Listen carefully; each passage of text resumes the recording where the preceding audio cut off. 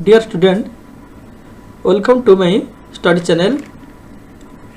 आज आउ एक नुआ क्लास करिबा जो क्लासटी वर्ब उपर आधारित जे कि transitive and intransitive verb.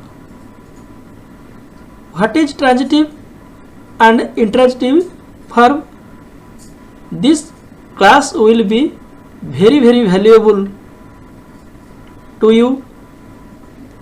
So तुम्हें माने स्किप न करी आरंभ रु शेष पर्यंत ए क्लास टी को एंजॉय करंतु एवं बारंबार मध्य रिपीटेशन करंतु ए क्लास को जहा फल बुझा पड़िबो जे कि आज क्लास हेउची ट्रांजिटिव एंड इंट्रांजिटिव वर्ब बाबदरे. तो ट्रांजिटिव वर्ब काहू कहबा, इंट्रांजिटिव वर्ब काहू कहबा एवं आर व्यवहार किपरि यही बाबद आज ये क्लास बुझला कि. तेणु यही जो रही टॉपिक रही कौन ना ट्रांजिटिव एंड इंट्रांजिटिव वर्ब लगे. तेणु ए ब्रीफ ग्रामर लेसन जोटा कि आम स्पष्ट भाव बर्तमान आलोचना करवा. तेणु आशा करे जो मैंने मोर चैनल टी को प्रथम थर पर व्यू करुँचे तेणु सब्सक्राइब करदे जहाँफल जिते सब नुआ नुआ वीडियो आसीबो ताहा सर्वप्रथमे तुम पाखे पहुँची जीव. तेणु चलो आज क्लास टी स्टार्ट करवा. जे प्रथम है what is a verb. Verb अर्थ कौन? क्रिया. क्रिया क्या कौन ना क्रिया साधारणतः कार्य को बुझाए.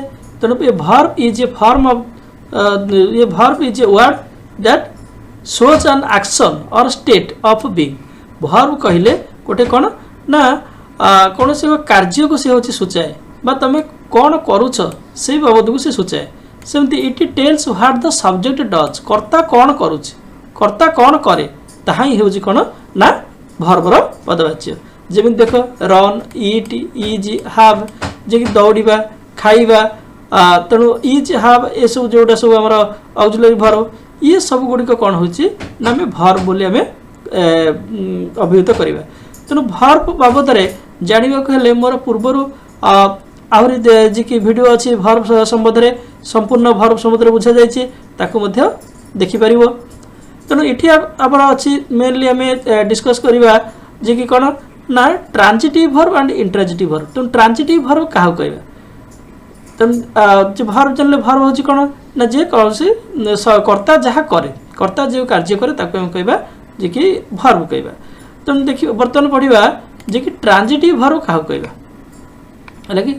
तेणु ट्रांजिटिव वर्ब क्या कहवा ना ये transitive verb needs an object जोटा कि जो वर्ब कौन करे ना ऑब्जेक्ट रो सूचना दिए. ऑब्जेक्ट अर्थ कौन ना ऑब्जेक्ट अर्थ है कर्म. ऑब्जेक्ट अर्थ है कौन कर्म. ताहले कर्म को जदि आम जानिबा ताहले बा ऑब्जेक्ट को जदि आम जानिबा ताहले ट्रांजिटिव वर्ब बा इंट्रांजिटिव वर्ब जानि परिबा. ट्रांजिटिव वर्ब कौन करे ना कर्मर सूचना दिए, ऑब्जेक्ट रो सूचना दिए. किंतु आमर इंट्रांजिटिव वर्ब कौन ना कर्मर सूचना बा ऑब्जेक्ट रो सूचना दिए नाही. The action passes from the subject to the object. तेणु ये कौन है ना जो कार्य होता है से कार्य क्या द्वारा ना जे होता है ना सब्जेक्ट कौन करे ना तार कार्य ऑब्जेक्ट माध्यम से करी थाए. तेणु ये देखा example she reads a book. She reads a book से बहीटी कौन से बहीटी पढ़े. तेणु तार अर्थ ये रीड्स है मेन वर्ब. ये रीड्स अर्थ पढ़े.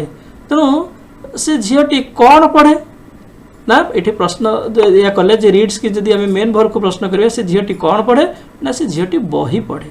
तेणु ताले ये जो बही बही आसला कौन ना कौन बोली प्रश्न कला ये आंसर आस बही. ताले यहीटा को आम कौन कहवा ना आम कहवा जे हूँ ये हूँ आमर ऑब्जेक्ट बोली कहवा.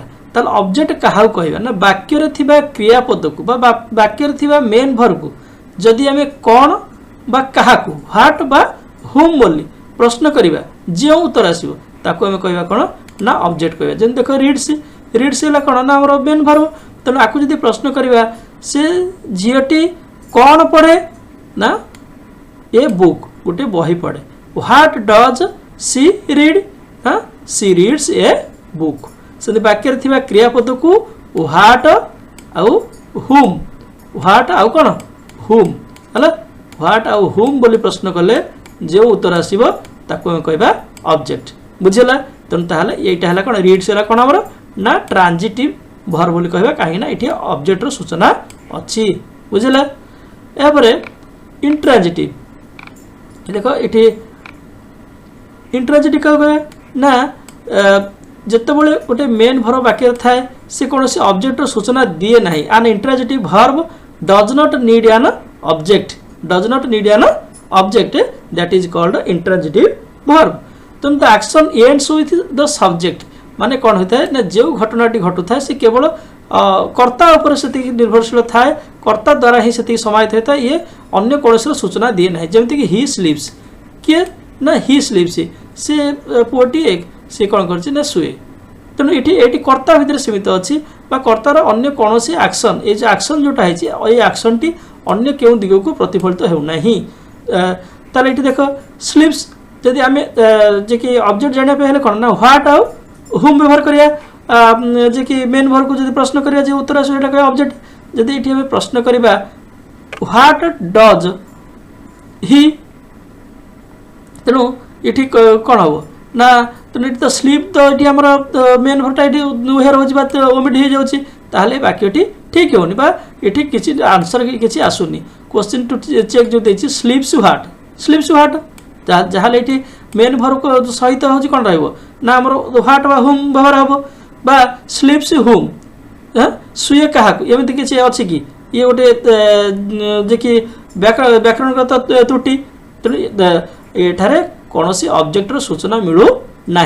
जो ऑब्जेक्टर सूचना मिलू ना से कहवा इंट्रांजिटिव वर्ब तेणु ऑब्जेक्ट क्या कहती वाक्य थिबा मेन भर को व्हाट बा हुम बोली प्रश्न कले व्हाट अर्थ कौन होम अर्थ क्या व्यवहार कर प्रश्न कले जो उत्तर आसो ताको आम कहवा ऑब्जेक्ट तेणु ट्रांजिटिव वर्ब क्या कहवा ना जो वर्ब ऑब्जेक्ट सूचना दिए ताको ट्रांजिटिव वर्ब जो वर्ब ऑब्जेक्ट सूचना दिए ना ताको कहवा इंट्रांजिटिव वर्ब सेमती देख एका प्रकार वर्ब तार डिफरेंट यूज केमती अच्छे ये देख गोटे देला she sings a song she sings beautiful ये जो सिंग्स अच्छी सी सिंग्स ए सॉन्ग से कौन गीत गाए तो ये जो गीत गाए से कौन गाए व्हाट डज सी सिंग्स बस कौन सिंग्स व्हाट ताले कौन आस ना तार आंसर आस ए सॉन्ग किंतु ये जो सिंग्स अच्छी तेणु प्रथम सिंग्सटा कौन है यहाँ ट्रांजिटिव वर्ब द्वितीय दोटा कौन अच्छी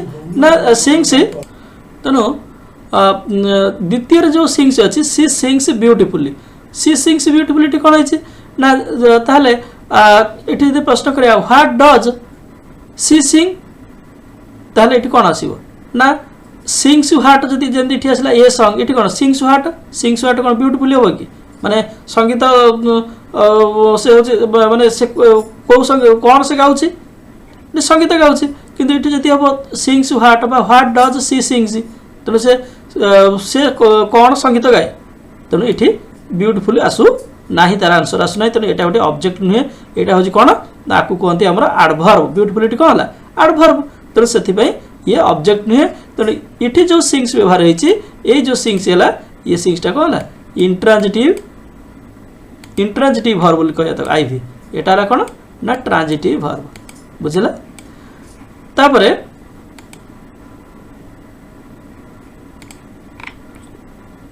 ये रहा किसी क्विक प्रैक्टिस दिया the boy kicked the ball the baby cried आधे किए ट्रांजिटिव ये जो किक्ड एंड क्राइड आधे ट्रांजिटिव वर्ब किए इंट्रांजिटिव वर्ब किए यह तुम रहा तेणु आशा करे यही जो संक्षिप्त क्लासटी तुम अत्यंत यूजफुल हम तेणु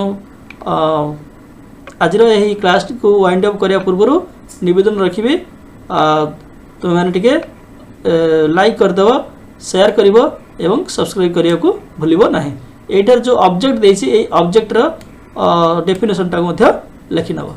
धन्यवाद। जय हिंद, जय जगन्नाथ।